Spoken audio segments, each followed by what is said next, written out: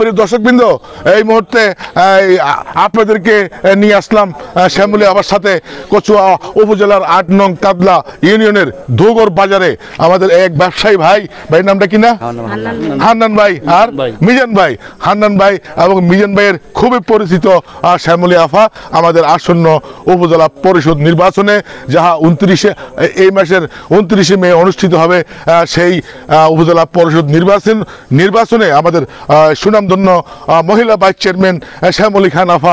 আপনারা ইতিমধ্যে দেখতে পাচ্ছেন গত কয়েকদিন থেকে আপা আমাকে সাথে রাখতেছেন, ওনার এই সংবাদগুলি যেন আমি কাভার করি। তো আপনারা আবার গত কয়েকদিন থেকে দেখতেছেন। তো আজকে চলে আসলাম দুগর ঈদগাহ বাজারে। তো আমরা এই মুহূর্তে অনুমতি নিব আমাদের এই হান্নান ভাইয়ের এবং মিজান ভাইয়ের। আমাদের পুরান ভাবি, আমাদের আগের ভাবি, আমার কর্তব্য অঙ্গ, আমার পাও না আরো আমার যে উপকার কাছে পাও না। আমরা চেষ্টা করবো যে ভোট দেওয়া যায় 10 জন লিয়া, আর 10 জনের ভোটটা যদি আমরা দিতে পারি তার চেষ্টা করবো আর কি।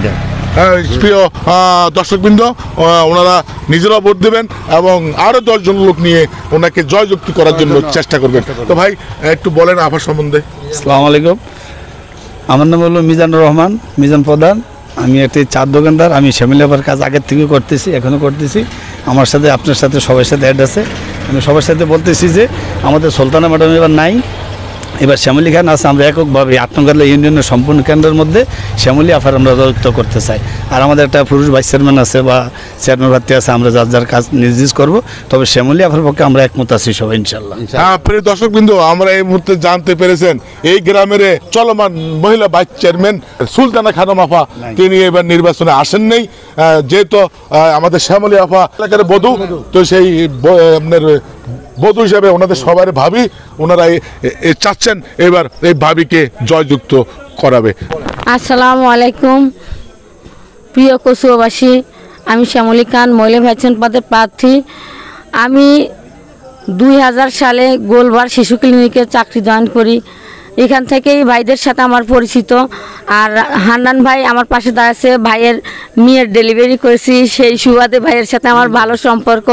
মিজান ভাইয়ের মেয়ের ডেলিভারি করছি, সেই সুবাদে তাদের সাথে আমার দীর্ঘদিন প্রায় 20 বছর যাবৎ ওনাদের সাথে আমার সম্পর্ক পরিচিতি। এই এলাকায় আমি চাকরি করছি, তখন আমি এই এলাকার বউ ছিলাম না, এলাকার বউ হয়েছি প্রায় আজ 10 বছরের মতো।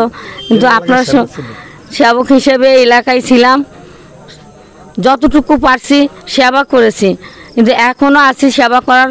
কিন্তু জনপ্রতিনিধি হয়ে আসে তাদের নতুন করে তাদের পাশে দাঁড়ায় সেবা করতে চাই।